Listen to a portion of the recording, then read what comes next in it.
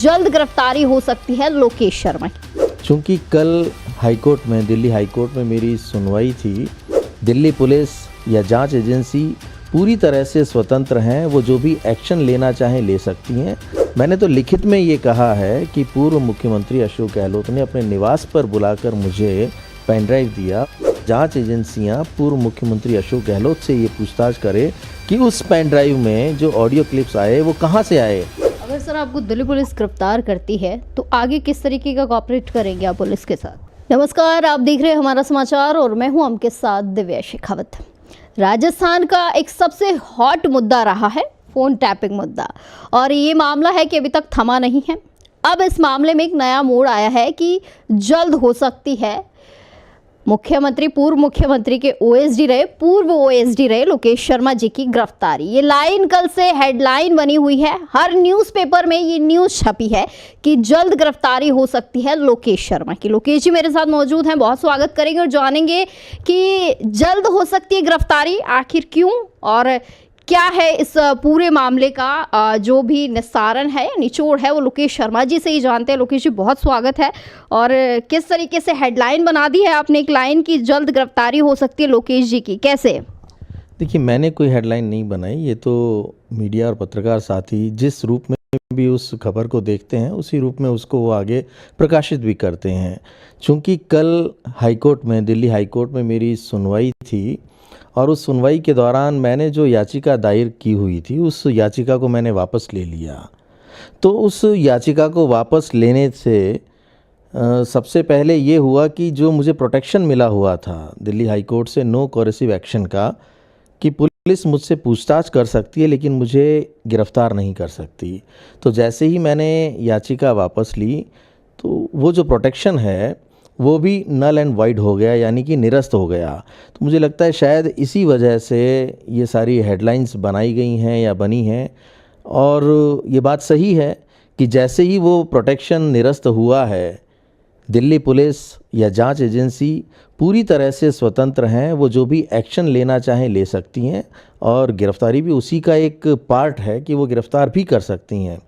लेकिन जहाँ तक मैं समझता हूँ, जहाँ तक मैं मानता हूँ, मैं पहले से ही लगातार दिल्ली पुलिस को इस पूरे मामले में सहयोग कर रहा हूँ। पिछली बार जब 3 अक्टूबर को मैं वहाँ गया तो मैं सारे सबूत उन्हें सौंप चुका था क्राइम ब्रांच को। उससे पहले भी मैंने अपना लिखित में स्टेटमेंट दे दिया था उन्हें कि किस किस तरीके से वो फ़ोन टेपिंग वाला जो मामला है उसका पूरा घटनाक्रम क्या रहा, किसने मुझे डायरेक्शन दिए। मैंने तो लिखित में ये कहा है कि पूर्व मुख्यमंत्री अशोक गहलोत ने अपने निवास पर बुलाकर मुझे पेन ड्राइव दिया और उस पेन ड्राइव में ऑडियो क्लिप्स थे। तो मुझे जो डायरेक्शंस दिए गए मैंने उसी को आगे बढ़ाते हुए उनके निर्देशानुसार वो मीडिया तक पहुंचाए। अब मैं तो ये चाहता हूं कि जांच एजेंसियां पूर्व मुख्यमंत्री अशोक गहलोत से ये पूछताछ करें कि उस पेन ड्राइव में जो ऑडियो क्लिप्स आए वो कहाँ से आए, वो लीगली इंटरसेप्ट किए थे या इलीगली किए थे। तो जो याचिका मैंने अपने प्रोटेक्शन के लिए दायर की हुई थी उस याचिका को मैंने कल वापस ले लिया। मैं यहाँ ये बताना चाहूँगा कि मार्च 2021 में केंद्रीय मंत्री गजेंद्र सिंह शेखावत जी ने जब मेरे खिलाफ़ दिल्ली में ये एफआईआर दायर की तो इमीडिएटली मैंने उस एफआईआर को खारिज करने के लिए, क्वैश करने के लिए या जीरो मानते हुए राजस्थान ट्रांसफ़र करने के लिए याचिका दायर की थी। और इसी याचिका के तहत मुझे नो कोरेसिव एक्शन का प्रोटेक्शन हाई कोर्ट की तरफ से मिला हुआ था। अब जैसे ही मैंने याचिका वापस ली वो प्रोटेक्शन हट गया। तो लगातार कल से ये खबरें चल रही हैं कि गिरफ्तारी हो सकती है। हाँ, ये बात सही है, जैसा कि मैंने आपको थोड़ी देर पहले कहा कि जांच एजेंसी अब पूरी तरह से स्वतंत्र है, वो किसी भी तरह का एक्शन ले सकती है, उसमें गिरफ्तारी भी शामिल है। तो सर आपने इतने समय बाद याचिका वापस क्यों ली? पहले भी ले सकते थे आप। देखिए, इसका सीधा सा एक कारण है कि जब मैं इन्वेस्टिगेशन ज्वाइन कर चुका हूँ, याचिका तो मैंने इसलिए दायर की थी कि भाई एफआईआर को खारिज किया जाए।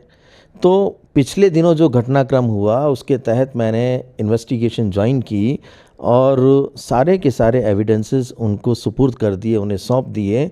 तो मुझे लगता है कि अब उस याचिका का कोई औचित्य नहीं रह जाता।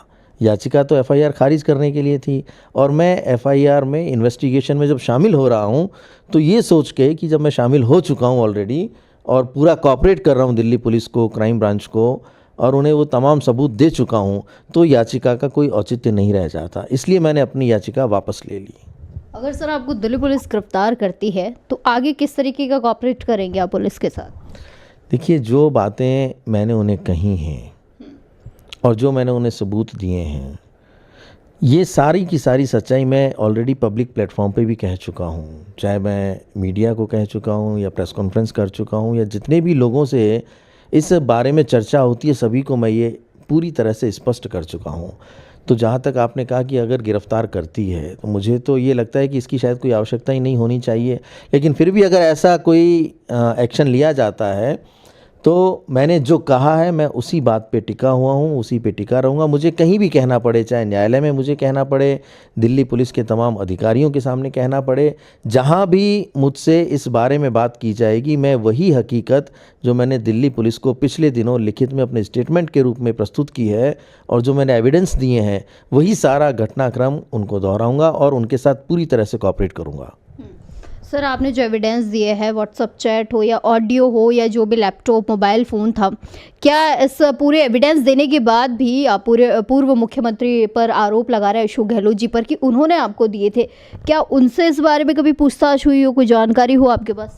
देखिए, अभी तक तो मुझे ऐसी कोई जानकारी मिली नहीं, लेकिन ये सामान्य प्रक्रिया होती है कि जो एविडेंसेस मैंने दिए हैं, और मैंने बहुत स्पष्ट रूप से ये कहा कि फ़ोन टेपिंग से सीधे तौर पर मेरा कोई लेना देना नहीं। मुझे एक पेन ड्राइव दिया गया, उसमें सारे ऑडियो क्लिप्स थे। तो अब जब मैं ये कह चुका हूँ कि वो पेन ड्राइव खुद तत्कालीन मुख्यमंत्री अशोक गहलोत ने अपने सरकारी निवास पर बुलाकर मुझे अपने हाथों से दिया, तो अब आगे की पूछताछ तो उन्हीं से होनी चाहिए ना, कि उनके पास में वो ऑडियो क्लिप्स कहाँ से आए। सारी जानकारी अब वही देंगे कि उसमें जो ऑडियो क्लिप्स थे उनको रिकॉर्ड लीगली किया गया था या इलीगली किया गया था। तो पूरे प्रदेश के सामने, पूरे देश के सामने ये सच्चाई आ जाएगी। जब उनसे पूछताछ होगी तो वो बताएंगे ना कहाँ से आया है। मेरी भूमिका सिर्फ इतनी थी कि मुझे तत्कालीन मुख्यमंत्री ने पेन ड्राइव देकर निर्देश दिया था कि आप इसे मीडिया को और प्रदेश की जनता तक पहुँचाओ, वायरल करो, सर्कुलेट करो, और मैंने वो व्हाट्सएप के माध्यम से किया।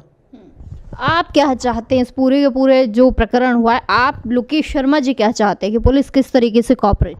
मैं ये चाहता हूँ कि जांच एजेंसियाँ जो भी मैंने कहा है उन सारे सबूतों के आधार पर, मेरे स्टेटमेंट के आधार पर, उन तमाम लोगों से, चाहे वो सरकारी अधिकारी रहे हों या पूर्व मुख्यमंत्री अशोक गहलोत हों, उन सभी से इस केस में आगे बढ़ते हुए जांच पड़ताल करें और जो इन्वेस्टिगेशन उनसे होनी चाहिए उस पूरी इन्वेस्टिगेशन को करें। उसके बाद वो स्वयं निर्णय ले कि कौन दोषी था, कौन नहीं था, लेकिन जांच तो होनी चाहिए, पूछताछ होनी चाहिए। क्योंकि मैं खुद कह रहा हूँ कि जब जिस तरह से मेरे ऊपर पूरा आरोप लगा दिया गया, पूरा केस मेरे ऊपर आ गया कि लोकेश शर्मा इसमें दोषी है, तो मैंने तो स्पष्ट रूप से ये बता दिया ना कि मुझसे तो करवाया गया था और वो तमाम सबूत उनको सुपुर्द कर दिए।